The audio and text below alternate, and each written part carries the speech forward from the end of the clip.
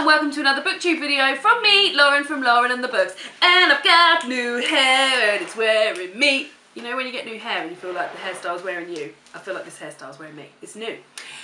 Today I'm going to be going over my April TBR. So I've just counted up and there is 20 effing books here, 20 books. Now, I don't know if you've heard, but I'm doing a readathon. I'm hosting a readathon with 3 of my bestest booktube pals called Genreathon. I will link the announcement video down below, and some of the books that I'm going to be talking about in here are going to be the Genreathon TBR. I will leave that to the end, so if you all get bored, you can just sort of by the end of the video. And I will start, as I always do, with my book club books. So this month for my online book club, we will be reading Our Endless Numbered Days by Claire Fuller. So this I have to have read by the last Sunday in the month. I've heard amazing things about this. I am pumped to read this and I actually cannot wait. I'm so excited.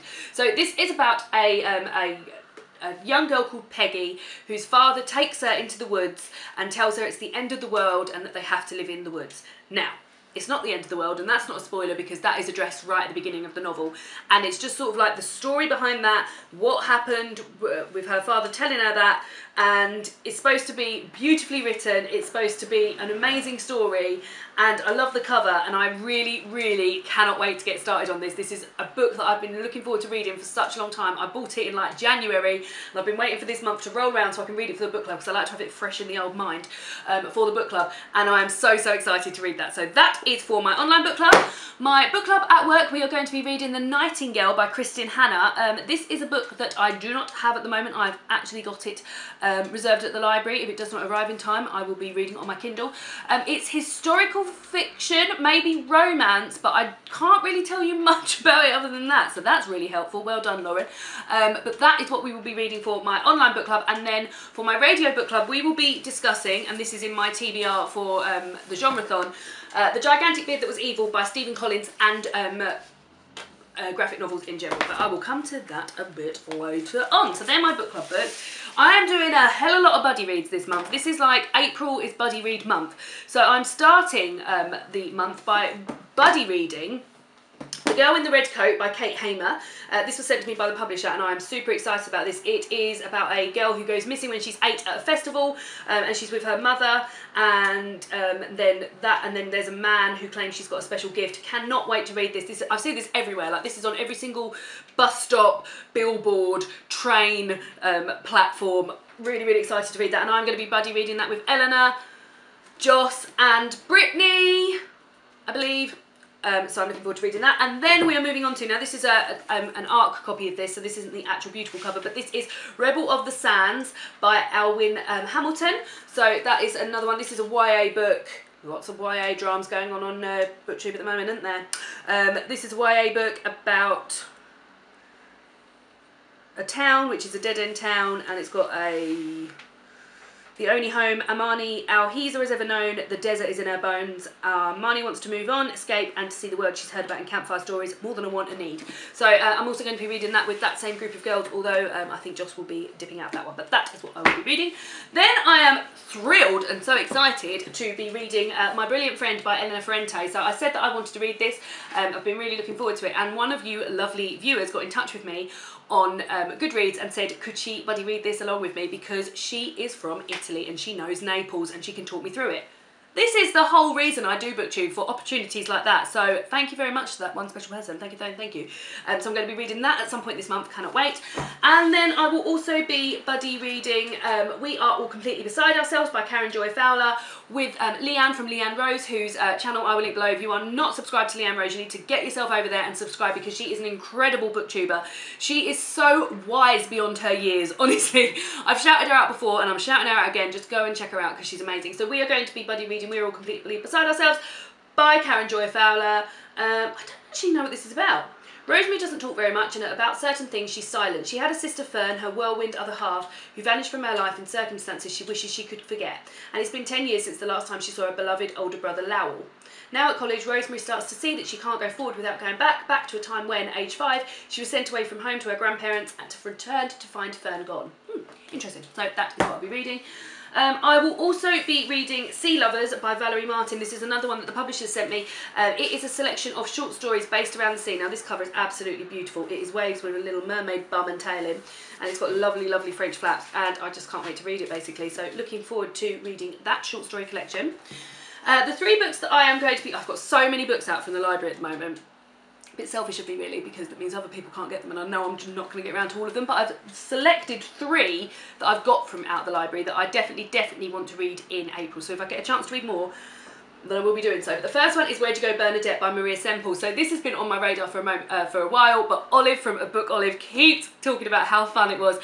She read it while she was on holiday, and I just can't put it off any longer, and Olive has just cemented me wanting to read it, so I'm going to be reading that this month. This is called The Tusk That Did the Damage by Tanya James. Now this has been nominated for an award, and shockingly, because I never forget things, I can't remember what award it was. I saw it on Instagram the other day.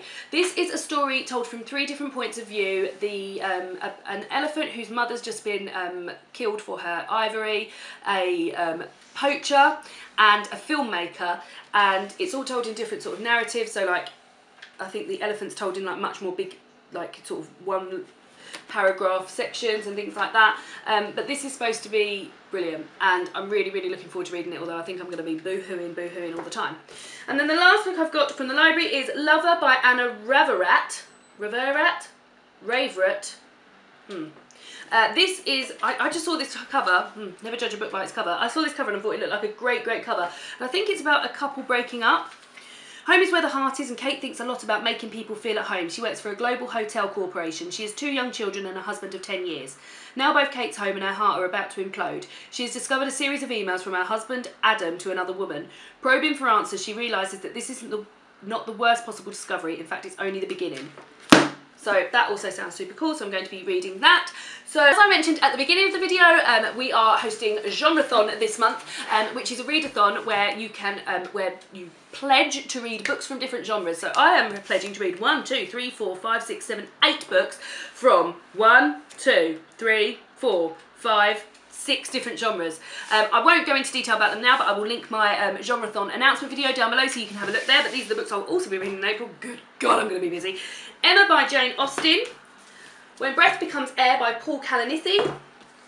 This is a play. Skylight by David Hare. Bobcat and Other Stories by Rebecca Lee.